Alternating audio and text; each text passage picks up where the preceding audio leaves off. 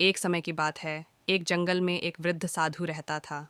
साधु महान ज्ञानी और दयालु था।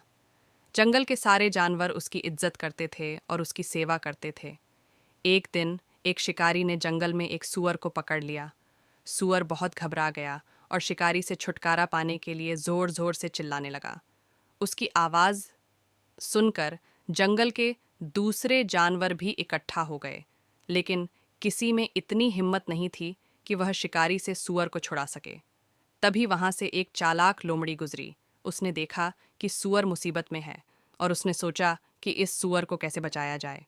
लोमड़ी सीधा साधु के पास पहुंची और उसने साधु से कहा, महाराज, वह शिकारी एक सूअर को पकड़कर ले जा रहा है।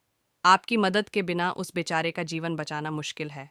साधु तुरंत उस जगह पर पहुंच गया जहां शिकारी सूअर को ले जा रहा था। साधु को देखकर शिकारी ने अपने हथियार नीचे रख दिए और साधु से बोला, महाराज, यह सूअर मेरे शिकार का हिस्सा है। मैंने इसे मुश्किल से पकड़ा है।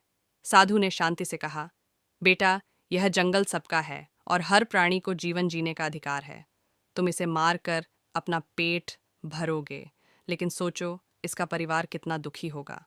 तुम्हें अपना जीवन चलाने के लिए और भी तरीके मिल सकते हैं, लेकिन एक प्राणी का जीवन फिर से वापस नहीं आ सकता। पी शिकारी साधु की बातें सुनकर प्रभावित हो गया। उसने सूअर को छोड़ दिया और साधु को प्रणाम करके वापस चला गया।